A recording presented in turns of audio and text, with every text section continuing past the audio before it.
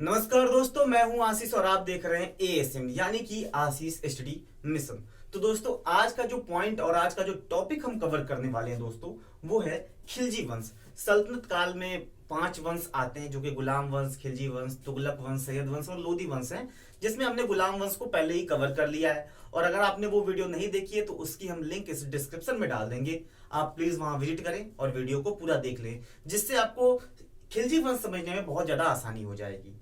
तो दोस्तों, आज का जो पॉइंट कवर करने वाले हैं हम खिलजी वंश करने वाले हैं। उससे पहले दोस्तों, जैसा कि हम जान रहे हैं कि कोरोना चल रहा है इस समय और बहुत बड़ी प्रॉब्लम्स के रूप में ये हमारे भारत में आया हुआ है और सेकेंड वेव ऑफ कोरोना चल रहा है।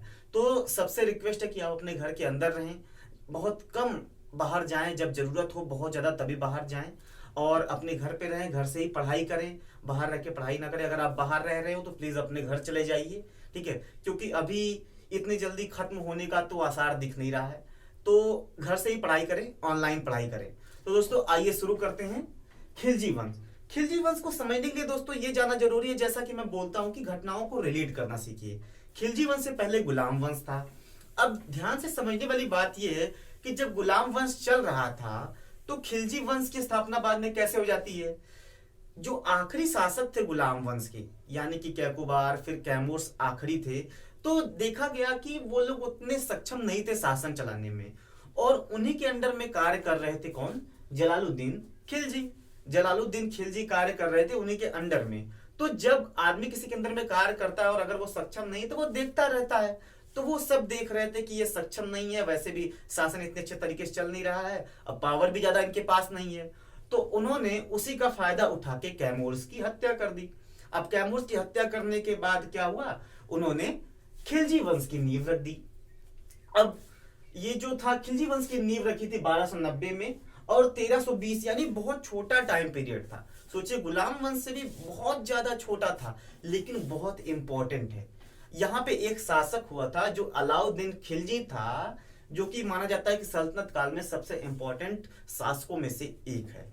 तो दोस्तों, हम आज इस खिलजी वंश को समझने की कोशिश करेंगे, जिसमें जलालुद्दीन खिलजी और खास करके अलाउद्दीन खिलजी को समझने की कोशिश करेंगे। तो दोस्तों, देखते हैं जलालुद्दीन खिलजी। जलालुद्दीन खिलजी का टाइम पीरियड था 1290 से 1296। सिर्फ 6 वर्ष के टाइम पीरियड तक उन्होंने राज किया था। और एक चीज और है कि हम जैसा कि जानते हैं कि कैमूर्स की हत्या करके ये कहां बैठे थे? राजगद्दी पे बैठे थे। कैमूर्स की हत्या इन्होंने की 1290 में और 1290 में खिलजी वंश की स्थापना की दिल्ली पे और राजगद्दी पे बैठ गए। 70 वर्ष की आयु में अपना राज्याभिषेक करवाया। कितने वर्ष की? 70 वर्ष की आयु में। ये माना जाता है और बताया जाता है और सच्चाई भी है कि सबसे ज्यादा उम्र का अगर कोई सुल्तान बना था तो वो जलालुद्दीन खिलजी ही था सल्तनत काल में। सबसे ज्यादा उम्र, यानी कि जब ये राजगद्दी पे बैठे तब ये 70 साल के थे। तो सोचिए, जब ये मरे तो ये 76 साल के थे और मरे नहीं, इनकी हत्या की गई थी अलाउद्दीन खिलजी के द्वारा। तो कैमूर्स की हत्या 1290 में खिलजी वंश की स्थापना की इन्होंने करके जलालुद्दीन खिलजी ने, और 70 वर्ष की आयु में यानी सबसे ज्यादा उम्र की ये शासक थे जो कि सुल्तान बने थे। और राज्याभिषेक इन्होंने कहां करवाया था? किलोखरी में। 70 वर्ष की आयु में अपना राज्याभिषेक किलोखरी में कराया और शाइस्ता खां की उपाधि के साथ गद्दे पे बैठे। पहली बात तो इन्होंने कैमूर्स की हत्या की 1290 में और खिलजी वंश की नींव रखी। और दूसरा कि इनकी उम्र उस समय 70 वर्ष थी। 70 वर्ष की उम्र में ये राजगद्दी पे बैठते हैं, जो कि सबसे ज्यादा उम्रदराज सुल्तान या शासक माने जाते हैं। किलोखरी में इन्होंने अपना राज्याभिषेक करवाया और शाइस्ता खां की उपाधि ली और गद्दी पर बैठ गए। और एक और यहाँ पे याद रखने की बात है, कैकुबार जो कि कैमूर्स से पहले का शासक था, कैमूर्स लास्ट थे गुलाम वंश के, तो कैकुबार के टाइम पीरियड में थे, इनको एक उपाधि मिली थी। ये क्या उपाधि थी? आरिजे मुमालिक की उपाधि मिली थी, कैकुबार ने दी थी, उपाधि प्रदान की गई थी। ये इंपॉर्टेंट है, क्वेश्चंस बन सकता है इससे, यानी कि ये उपाधि याद रखने वाली चीज है। और उसके बाद जलालुद्दीन उदार नीति का था। उसने कहा, ये जलालुद्दीन की जो ये हेडलाइंस आप ध्यान दे रहे हैं, ध्यान दीजिएगा, ये जलालुद्दीन का कथन है और बहुत इंपॉर्टेंट है। और एक दो बार ये क्वेश्चंस पूछा भी गया है कि ये कथन किस शासक के द्वारा बोला गया है। तो हमें ये याद रखना है, क्या कथन था? कि मैं एक वृद्ध मुसलमान हूं, मुसलमान का रक्त बहाना मेरी आदत नहीं। ये तथ्य किसका है? यह तथ्य है जलालुद्दीन खिलजी द्वारा कहा गया है और ये तथ्य है, मैं एक वृद्ध मुसलमान हूं, यानी कि मैं एक बूढ़ा मुसलमान हूं, और एक मुसलमान का रक्त बहाना, यानी कि मैं मुसलमान हूं और मुसलमान का रक्त बहाना मेरी आदत नहीं, यानी कि मैं एक खुद बूढ़ा मुसलमान हूं और मैं दूसरे मुसलमान का रक्त नहीं बहाऊंगा, ये मेरी आदत में नहीं है। तो याद रखिएगा, ये वाला तथ्य बहुत जरूरी है, याद रखिएगा। कभी भी इससे क्वेश्चन बन सकते हैं, या फिर ये तथ्य आ जाएगा, पूछ देगा कि किस शासक के द्वारा ये तथ्य कहा गया था। एक और पॉइंट देख लेते दोस्तों, जलालुद्दीन की हत्या इसका भतीजा या दामाद अलाउद्दीन खिलजी ने अपने भाई अल्मास बेग की सहायता से 1296 को कड़ा मानिकपुर इलाहाबाद में की थी। अब जलालुद्दीन की हत्या हो जाती है, कैसे दोस्तों? जलालुद्दीन का भतीजा था अलाउद्दीन खिलजी, और वो पहले बहुत अच्छा था, उसके साथ इन्होंने अपनी बेटी की शादी भी की थी, और प्लस वो पहले भतीजा था फिर दामाद भी बन गया। अब उसके बाद इन्होंने उसको भेजा था दक्षिण भारत में विजय अभियान के लिए, देवगिरी जहां पे यादवों का शासन चलता था, वहां पे उसने देवगिरी को जीता, खूब लूटा, धन संचय इकट्ठा किया। उसके बाद इलाहाबाद कड़ा मानिकपुर में वो जब लेके आया तो वहां पे जलालुद्दीन खिलजी की उसने हत्या कर दी अपने भाई अल्मास बेग की सहायता से 1296 में। अब अपने चाचा जी की हत्या यहाँ पे हो गई। जलालुद्दीन का टाइम पीरियड 6 वर्षों में खत्म हो गया, अलाउद्दीन ने उनको मार दिया। उसके बाद गद्दी पे कौन बैठता है? अलाउद्दीन खिलजी। अब अलाउद्दीन खिलजी का ही टाइम पीरियड सबसे ज्यादा इंपॉर्टेंट माना जाता है सल्तनत काल में और खिलजी वंश में भी दोस्तों, तो हमें इसे बहुत अच्छे तरीके से समझने की जरूरत है। तो आइए देखते हैं अलाउद्दीन खिलजी। अलाउद्दीन खिलजी का टाइम पीरियड सबसे पहले देख लीजिए कि 1296 से 1316, बहुत ज्यादा नहीं है फिर भी ठीक ठाक है, जितना होना चाहिए।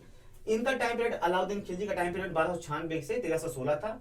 और अलाउद्दीन का जो वास्तविक नाम था वो था अली गुरसास्प। इनका वास्तविक जो बचपन का नाम था वो नाम था अली गुरसास्प। 1296 में, जैसे कि मैंने बताया कि 1296 में अपने चाचा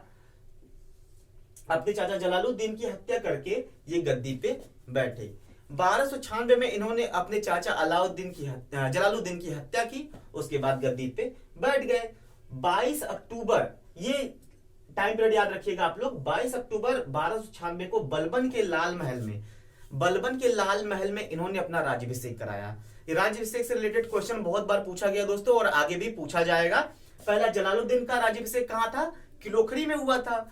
और अलाउद्दीन का कहां हुआ? बलबन के लाल महल में, यानी कि बलबन द्वारा बनवाया गया लाल महल जो था वहां पे 22 अक्टूबर 1296 को इनका राज्याभिषेक हुआ दोस्तों। अब जैसा कि हम सभी जानते हैं कि अलाउद्दीन खिलजी ने अपने चाचा की हत्या की थी, यानी कि जलालुद्दीन खिलजी की हत्या की थी, तो बहुत सारे लोग थे जो इनसे नाखुश थे। ये भी तो बात है ना कि जब कोई हत्या करके अपने चाचा की गद्दी में बैठेगा तो जो अमीर थे, जो तुर्क थे, जो खलीफा थे, बाकी सब के सब नाराज थे। और एक चीज और बात ध्यान रखिएगा, जो खिलजी वंश था ये खलीफा के अनुसार बनाया गया एक वंश नहीं था, यानी कि ये बाहुबल पे स्थापित एक बल था, यानी कि बाहुबल के द्वारा स्थापित किया गया एक वंश था। और यहाँ पे सुल्तान की उपाधि कोई भी खलीफा के आदेश पे नहीं लिया था, यानी कि खलीफा के आदेश पे और एक धार्मिक संप्रदाय पे चलने वाला ये वंश नहीं था, यानी कि ये अलग नीति, नवीन धर्म की स्थापना करना इनका कर्तव्य था, यानी या इनका जो भी था मोटिव था। तो यहाँ पे सबसे पहले ये समझना जरूरी हो जाता है कि इन्होंने अपने चाचा की हत्या करके गद्दी पे बैठे थे। उसके बाद जब चाचा की हत्या करके गद्दी पे बैठे तो बहुत सारे दुश्मन बन गए, सभी लोग वहां पे राजगद्दी पे बैठने की आशा रखते थे। तो यहाँ पे जब सभी लोग नहीं बैठ पाए तो अब ये हो गया कि ये अपने चाचा की हत्या किए हैं, तो अब इनसे शत्रुता निभाई जाए। तो यहाँ पे बहुत सारे विद्रोह होते हैं दोस्तों, बहुत सारे विद्रोह होते हैं, जिसमें 4 मोस्ट इंपॉर्टेंट विद्रोह हैं जो हम पढ़ेंगे, और इसको याद भी रखना बहुत ज्यादा जरूरी है। विद्रोह देखिए, पहला था 1299 में गुजरात का सफल अभियान, यानी कि 1299 ये गुजरात के सफल अभियान किए खिलजियों द्वारा किया गया, किसके नेतृत्व में? अलाउद्दीन खिलजी के। अब वहीं पे अभियान में जो धन लूटा गया था, यानी कि जो हीरे जवाहरात, धन, बाकी सारी चीजें लूटी जाती हैं, जहां पे आक्रमण होता था वहां पे पूरे देश को, यानी पूरे राज्य को तहस नहस कर दिया जाता था, वहां पे सब लूट पाट मचाई जाती थी, तो वही हुआ था। अब यहाँ पे प्रॉब्लम ये हो गई कि गुजरात का जब सफल अभियान हो गया तो धन बंटवारे को लेकर वहां पे नवी मुसलमान थे जिन्होंने विद्रोह कर दिया। धन बंटवारे को लेके नवी मुसलमान के द्वारा विद्रोह किया गया। भाई कहीं न कहीं धन बंटवारा बराबर नहीं हो रहा था, तो इसलिए उन्होंने विद्रोह कर दिया। अब इस विद्रोह को दबाने का काम किसने किया? ध्यान दीजिएगा, नुसरत खान। ध्यान दीजिएगा, ये नाम याद रखिएगा कि जो गुजरात का सफल अभियान हुआ था उसमें धन बंटवारे का विद्रोह हुआ था, उस विद्रोह को किसने दबाया था? नुसरत खान ने दबाया था। अलाउद्दीन खिलजी के काफी खास थे ये, और इन्होंने इस विद्रोह को दबाने का कार्य किया था। तो अब दूसरा देखते हैं दोस्तों, दूसरा मंगोलों की सहायता से भतीजे अंकत खां का विद्रोह, यानी कि अलाउद्दीन का भतीजा था अंकत खां, और मंगोलों की सहायता से उसने क्या किया? विद्रोह किया। और यही वो विद्रोह था जहां पे बताया जाता है कि अलाउद्दीन खिलजी को तीर लगा था, और वो कुछ टाइम तक बिस्तर पे थे, प्रॉब्लम थी, लेकिन फिर भी वो सही हो गए। तो मंगोलों की सहायता से ये विद्रोह किया था किसने? भतीजे अंकत खां, अलाउद्दीन का भतीजा था अंकत खां जिसने ये विद्रोह किया था। दो विद्रोह हो गए दोस्तों। अब तीसरा हम देखेंगे, अब अलाउद्दीन की बहन के लड़के, यानी कि अलाउद्दीन की बहन जो थी उनके लड़के थे उमर तथा गंगू खां। उमर खां तथा गंगू खां का विद्रोह होता है, ये भी इंपॉर्टेंट पॉइंट है। और इसके बाद ध्यान रखिएगा, जो भी यहाँ पे विद्रोह हुए थे उनके बाद उन लोगों को मार दिया गया था, ठीक है। यहाँ पे भतीजे अंकत खां को भी मार दिया गया था, यहाँ पे उमर और गंगू खां को भी मार दिया गया था। तो तीसरा विद्रोह था अलाउद्दीन खिलजी की बहन के लड़के, यानी कि बेटे उमर और गंगू खां का विद्रोह था। अब चौथा देखते हैं, ये भी मोस्ट इंपॉर्टेंट है, दिल्ली के हाजी मौला का विद्रोह हुआ था। दिल्ली के जो हाजी मौला थे उन्होंने भी विद्रोह किया था। अब दिल्ली के हाजी मौले का विद्रोह को किसने दबाया था? सरकार हमीद्दीन, ये भी अलाउद्दीन खिलजी के बहुत खास थे, उनके एक तरह से कह दे तो उनके मंत्रियों में से काफी प्रमुख थे। इन्होंने इस वाले विद्रोह को दबाने का कार्य किया। तो 4 विद्रोह हमने देख लिया यहाँ पे दोस्तों, 4 विद्रोह हो गए। पहला फिर से देख लीजिए, 1299 गुजरात का सफल अभियान, यानी कि गुजरात पे आक्रमण हुआ था, वहां पे जीता गया, धन वन की खूब लूटपाट हुई। उसके बाद धन का बंटवारा सही तरीके से नहीं हुआ, तो नवी मुसलमान जो थे उन्होंने विद्रोह कर दिया, और इस विद्रोह को दबाने का कार्य किसने किया?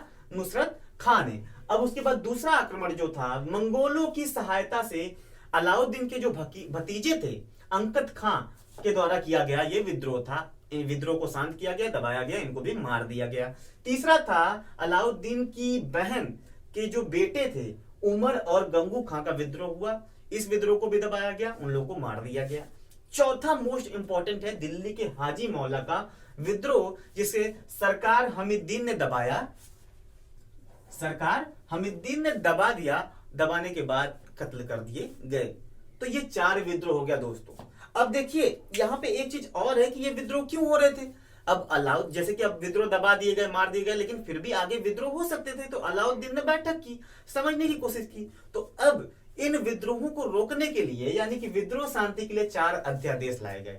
एक बात ध्यान दीजिएगा कि सल्तनत काल या फिर मध्य काल में सबसे पहले अध्यादेश लाने वाला सुल्तान कौन था? अलाउद्दीन खिलजी। ये भी क्वेश्चन बनता है और कई बार ये पूछा गया है, एसएससी में भी, रेलवे में भी कई बार पूछा गया है। तो ध्यान दीजिएगा, विद्रोह शांति के 4 अध्यादेश, यानी कि अध्यादेश लाने वाला सबसे पहला सुल्तान कौन था? अलाउद्दीन खिलजी।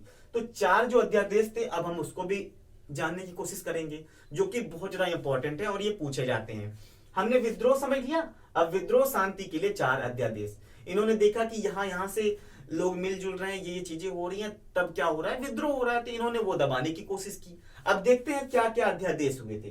पहला था कि दान, उपहार तथा पेंशन के रूप में अमीरों को जो जमीन दी जाती थी, ध्यान दीजिएगा कि दान और उपहार और पेंशन के रूप में जो अमीर थे उनको क्या दी जाती थी? जमीन दी जाती थी। अब उन जमीनों को जब्त कर लिया गया और उस पर अधिकार कर लगा दिया गया। अधिकार नाम का एक कर था जो लगा दिया गया दिल्ली सल्तनत यानी कि अलाउद्दीन खिलजी द्वारा।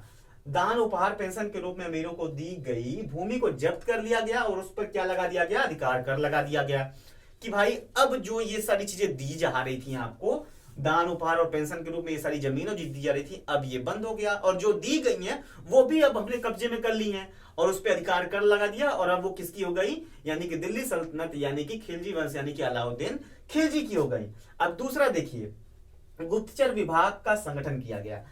मोस्ट इंपॉर्टेंट पॉइंट ये है कि गुप्तचर विभाग का संगठन इसलिए हुआ कि अगर कहीं पे बैठक हो रही है अमीरों की, ठीक है, कहीं पे लोग बैठ रहे हैं, कोई प्लान बन रहा है, तो उसके लिए गुप्तचर विभाग बनाया जाए। तो गुप्तचर विभाग से ये फायदा हो जाएगा कि कहीं पे भी कुछ भी हो रहा है तो गुप्तचर वो जानकारी अलाउद्दीन खिलजी यानी अपने सुल्तान तक पहुंचा देंगे। तो यानी कि विद्रोह होने से पहले ही या फिर कुछ भी होने से, आक्रमण होने से पहले ही किसको पता चल जाएगा? अलाउद्दीन खिलजी को।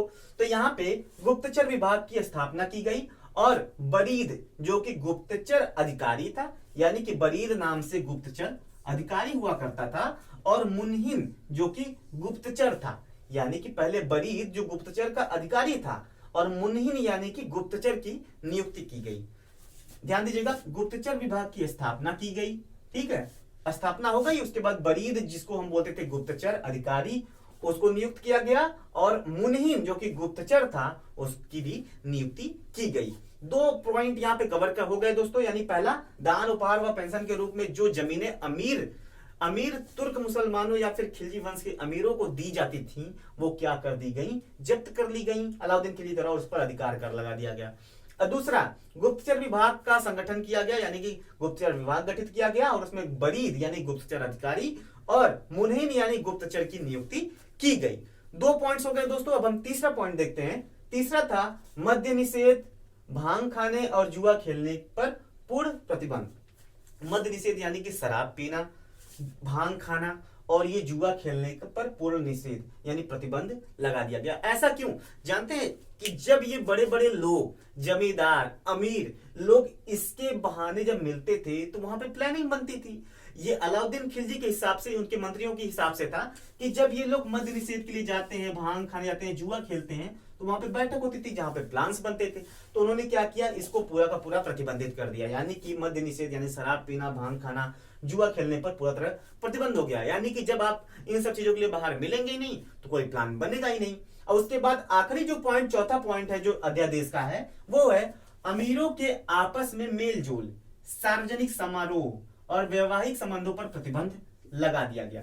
सबसे इंपॉर्टेंट पॉइंट यही है दोस्तों यहां से कि अमीर जब आपस में मिलते जुलते थे, सार्वजनिक कार्यक्रम के बहाने, समारोहों के बहाने, वैवाहिक संबंधों के बहाने, तो वहां पे भी प्लान्स बनते थे विद्रोह के, ऐसा माना जाता है।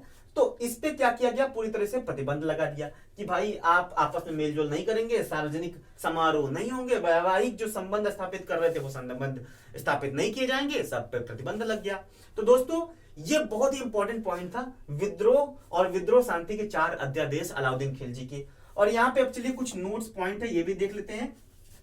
अलाउद्दीन ने निरंकुश शासन की स्थापना की। निरंकुश शासन की स्थापना की यानी कि किसी के प्रति कोई दया नहीं। अगर आपने अपराध किया है तो आपको उसके लिए दंडित किया जाएगा। उसमें जो भी ये भी था कि आपको अभी जो कर व्यवस्था में हम देखेंगे कि आपकी मांस निकाल लिया जाएगा अगर आपने कोई उसमें मतलब घपला किया है, बहुत सारी चीजें थी। तो निरंकुश का मतलब ये था कि अगर आप दोषी हैं तो आपको सजा मिलेगी और वो भी बहुत कठोर सजा मिलेगी। अलाउद्दीन ने खलीफा से सुल्तान पद की स्वीकृति नहीं ली। जैसा कि मैंने पहले ही बताया था कि ये एक ऐसा वंश था, यानी कि एक ऐसे वंश की यहाँ पे स्थापना हुई थी जो खलीफा की स्वीकृति पे नहीं थी, बाहुबल के ऊपर थी। यानी कि बाहुबल के हिसाब से खिलजी वंश की स्थापना हुई थी और यहाँ पे कोई खलीफा वलीफा की स्वीकृति नहीं थी सुल्तान पद के लिए, चाहे राज्य व्यवस्था के लिए। और तीसरा पॉइंट है, तथा धार्मिक सिद्धांतों के अनुसार कार्य नहीं किया गया। यहाँ पे जैसा कि अब से पहले जो लोग थे, जो शासन हुए थे, तुर्क या फिर अरब थे, महमूद गजनबी, मोहम्मद गौरी, सब क्या करते थे? धार्मिक अनुसार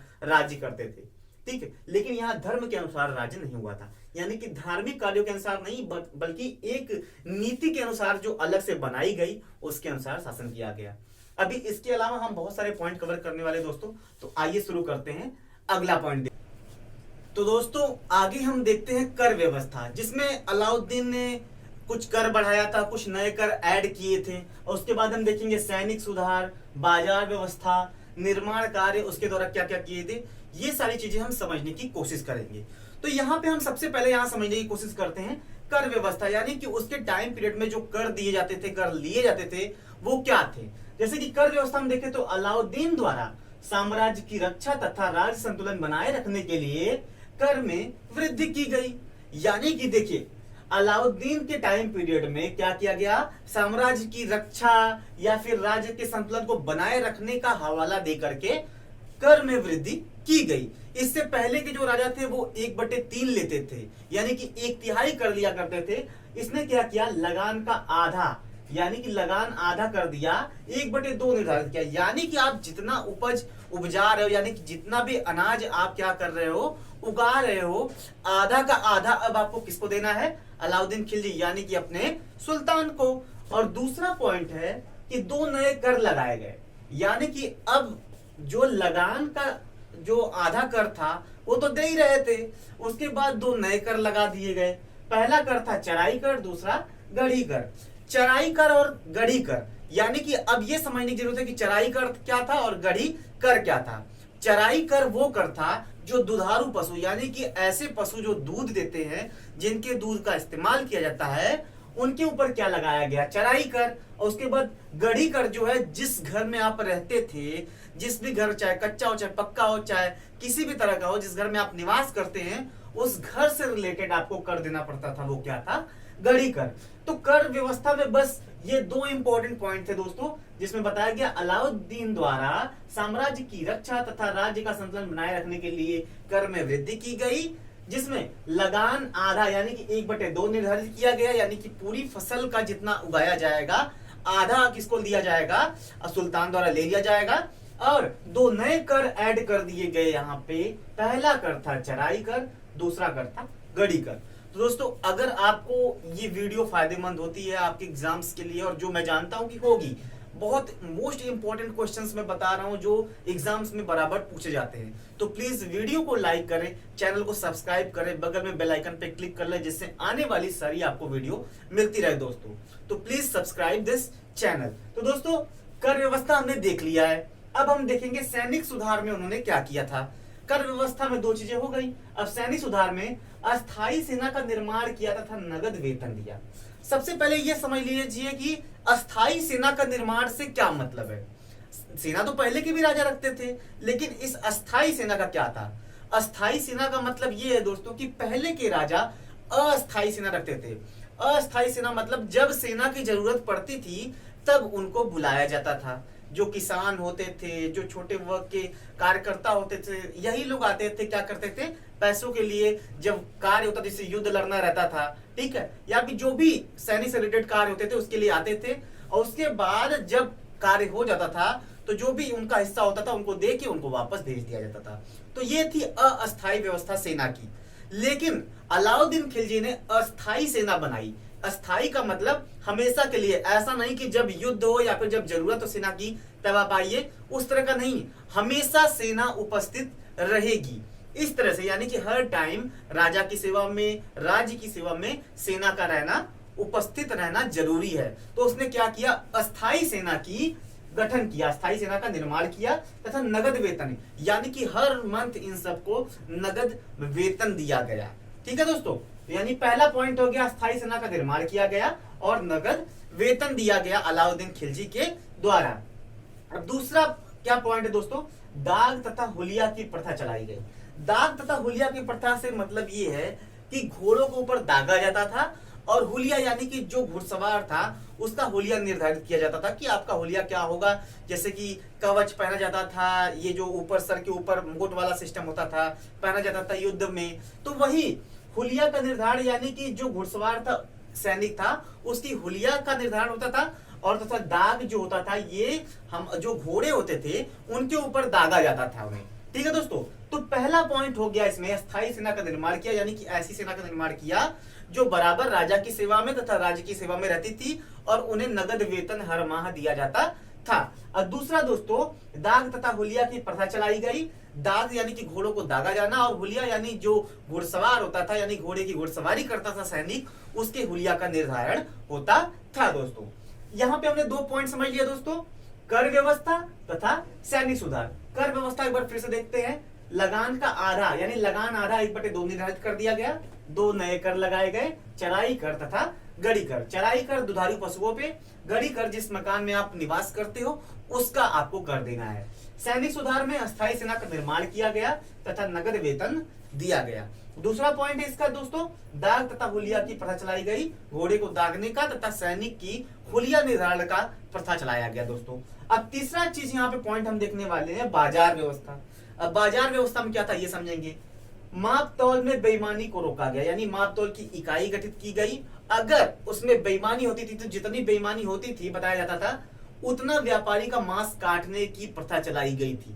यानी कि अगर आप बेईमानी करेंगे, यानी कि जो व्यापारी होता था अगर वो बेईमानी करता था माप तौल में, तो जितनी बेईमानी होती थी उसके शरीर से उतने मांस काटे जाने की प्रथा चलाई गई थी।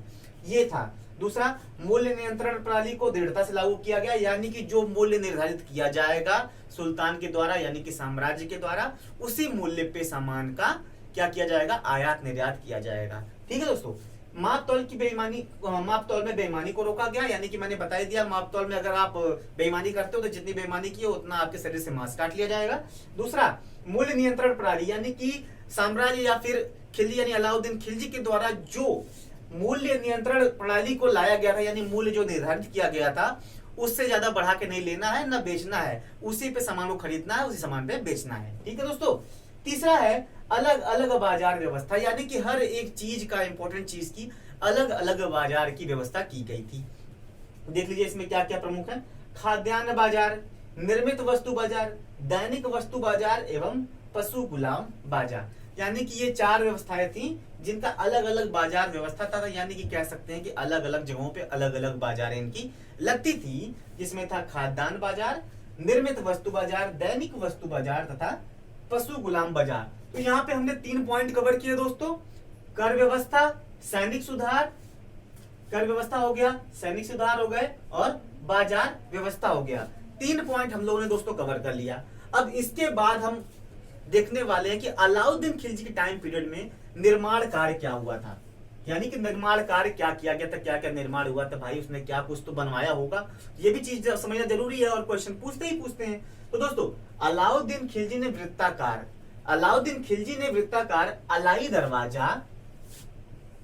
अलाई दरवाजा या कुश्ते शिकार, यानी कि कुश्त ए शिकार, अलाउद्दीन ने वृत्ताकार अलाई दरवाजा या कुश्त ए शिकार, ये दोनों एक ही नाम है दोस्तों, यानी कि अलाई दरवाजे को ही कुश्त ए शिकार के नाम से जाना जाता है। ये चीज ध्यान दीजिएगा, कई बार एग्जाम में पूछा जाता है और लोग कंफ्यूज हो जाते हैं इस चीज को लेके कि कुश्त ए शिकार क्या है। अब जब आप पढ़े रहेंगे कि अलाई दरवाजा ही क्या है, उसके शिकार, तो आप आसानी से क्या समझ पाएंगे कि हाँ ये अलाई दरवाजा का दूसरा नाम है, यानी कि उसी को बोला जाता है। और दूसरा पॉइंट क्या है दोस्तों, अलाउद्दीन खिलजी ने सीरी का किला बनवाया था। अलाउद्दीन खिलजी ने सीरी का किला बनवा दिया। पहला उसने अलाउद्दीन खिलजी ने अलाई दरवाजा बनवाया, इसे उसके शिकार भी कहा जाता है। दूसरा, अलाउद्दीन खिलजी ने सीरी का किला बनवाया। तीसरा एक और इंपॉर्टेंट है, हजार खंबा महल। हजार खंबा महल का निर्माण करवाया गया था किसके द्वारा, अलाउद्दीन खिलजी के द्वारा हजार खंबा महल का निर्माण करवाया गया था। तो दोस्तों निर्माण कार्य में 3 महत्वपूर्ण इसके निर्माण हुए थे जो हमने समझ लिया है। पहला है अलाउद्दीन खिलजी ने अलाई दरवाजा या कुश्त ए शिकार का निर्माण करवाया। दूसरा है अलाउद्दीन ने सीरी का किला बनवाया। तीसरा है हजार खंबा महल का निर्माण करवाया। अब दोस्तों ये 3 पॉइंट निर्माण कार्य से हो गए। अगला जो पॉइंट इंपॉर्टेंट है साम्राज्य विस्तार, ये समझने की कोशिश, इसमें हम देखने की कोशिश करेंगे कि उसने किस किस राज्य को जीतने की कोशिश की, कहां कहां विजय अभियान चलाया, दक्षिण में तथा उत्तर में कौन कौन से राज्य थे, जो कि थोड़ा इंपॉर्टेंट है, हमें पता रहना चाहिए। अलाउद्दीन ने उत्तर भारत के राज्यों को जीतकर, जो उत्तर भारत के राज्यों को अलाउद्दीन ने जीता उस पे उसने प्रत्यक्ष शासन किया, यानी कि उत्तर भारत के जो राज्य थे वहां पे उसने प्रत्यक्ष शासन किया। लेकिन दक्षिण भारत के जो राज्य थे उनसे वो सालाना क्या करता था, कर वसूला करता था, यानी कि वार्षिक कर लिया करता था। वहां पे प्रत्यक्ष शासन नहीं था उसका, उसने जीत के उसे किसी और को दे दिया था चलाने के लिए, और वहां से हर वर्ष यानी कि सालाना क्या करता था, कर वसूला करता था। इसमें कुछ इंपॉर्टेंट राज्य हैं जो विजित किए गए थे, वो हम देख लेते हैं। गुजरात विजय 1298 में, ठीक है दोस्तों ध्यान दीजिएगा, गुजरात विजय 1298 में, जैसलमेर विजय 1299 में, रणथंभौर विजय 1301, मेवाड़ विजय 1303, मथुरा विजय 1304 और मालवा विजय 1305। ये 6 विजय हो गई। उसके बाद एक और है इधर से जालौर विजय 1311। ध्यान दीजिएगा ये सारी जो विजय हैं ये उत्तर भारत की हैं, ठीक है, लेकिन ये 3 जो हैं ये दक्षिण की हैं। ये 3 हमें याद रखना है, बहुत मोस्ट इंपॉर्टेंट है, इंपॉर्टेंट ये भी है, लेकिन इन तीनों को याद कर लेंगे तो दक्षिण से आपका ये तीनों कंप्लीट हो जाएगा, बाकी जो बचेंगे सब उत्तर के रहेंगे। तो दक्षिण के जो हैं देवगिरी 1296 में, इसी टाइम पे अलाउद्दीन खिलजी यहाँ पे गया था दक्षिण भारत में, यहाँ पे आक्रमण किया, यादवों का शासन था, हराया उनको। उसके बाद इसी युद्ध के पश्चात उसने खूब लूटपाट की थी, बहुत अमीर हो गया था, उसने जलालुद्दीन अपने चाचा की हत्या कर दी थी। यही वाला देवगिरी युद्ध था। उसके बाद तेलंगाना 1310, उसके बाद होयसल 1311। 3 दक्षिण की विजय हो गई, बाकी सब उत्तर की हैं। तो हमें ये याद रखना जरूरी है दोस्तों। क्या क्या हो गया दोस्तों, यहाँ पे ध्यान देते हैं। अलाउद्दीन ने उत्तर भारत के राज्यों को जीतकर प्रत्यक्ष शासन किया। सबसे पहली बात कि जितने भी उत्तर भारत के राज्य थे उसको जीतकर उसने क्या किया, प्रत्यक्ष यानी अपने अंडर में शासन किया। ठीक है, यानी कि वहां पूरे इलाकों का राजा कौन था, अलाउद्दीन खिलजी।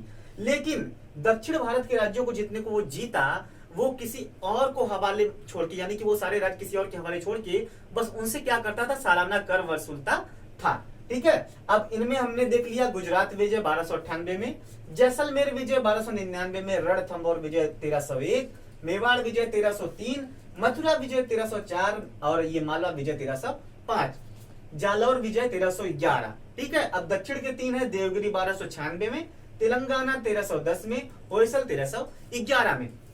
टोटल ये 10 विजय इंपॉर्टेंट जो पूछा जा सकता है कभी भी। ठीक है, तो ये 10 विजय हो गई। अब कुछ नोट्स हैं जो इंपॉर्टेंट पॉइंट है जो हम देख लेते हैं। अलाउद्दीन ने सिकंदर द्वितीय या फिर सिकंदर सानी की उपाधि धारण की। अलाउद्दीन ने सिकंदर द्वितीय या फिर सिकंदर सानी की उपाधि धारण की। ऐसा क्यों?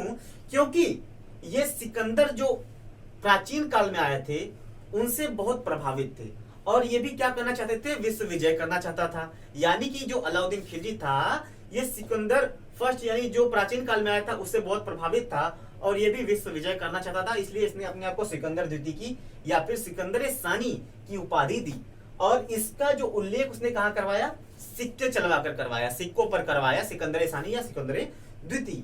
तो उसने उल्लेख कहां करवाया, सिक्कों पर करवाया। और दूसरा इंपॉर्टेंट पॉइंट है, अलाउद्दीन ने विश्व विजय, अब देखिए आ गया पॉइंट, अलाउद्दीन ने विश्व विजय तथा नवीन धर्म स्थापित करने के विचार को, यानी कि उसका विश्व विजय का जो विचार था और नया धर्म एक स्थापित करने का जो विचार था उसको त्याग दिया। किसके कहने पे?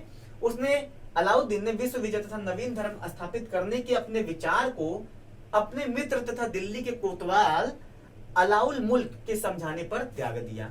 इनके मित्र थे तथा दिल्ली के कोतवाल थे अलाउल मुल्क, जिन्होंने समझाया कि क्यों फालतू के झंझट में पड़ रहे हो, क्यों विश्व विजय करना चाहते हो, क्या कर लोगे, नए धर्म की स्थापना करके विश्व विजय करके छोड़ दो, जो राज्य है उसको राजपाट करो, जितना टाइम बचा है अपना मस्ती करो, अच्छे से जियो, तुम्हारे पास वैसे भी बहुत है, भारत में तुमने जीत लिया है। तो इन्होंने क्या किया, अलाउद्दीन खिलजी ने वो जो विचार था विश्व विजय का और नवीन धर्म स्थापना का, उन्होंने उसको त्याग दिया। ठीक है, लेकिन सिकंदर द्वितीय और सिकंदर सानी की उपाधि इन्होंने धारण की थी, याद रखिएगा।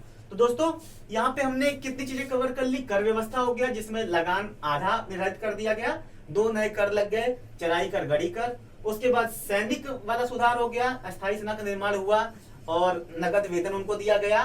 तीसरा, दाग व हुलिया की प्रथा चलाई गई, यानी कि घोड़े को दागने और जो घुड़सवार था उसके हुलिया का निर्धारण किया गया।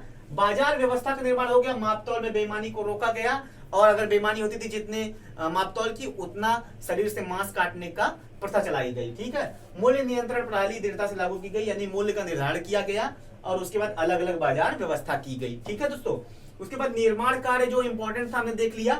पहला, अलाई दरवाजा जिसे कुष्ठ ए शिकार बोला जाता था, उसका निर्माण करवाया। अलाउद्दीन ने सीरी का किला बनवाया। उसके बाद 1000 खंबा महल का निर्माण करवाया।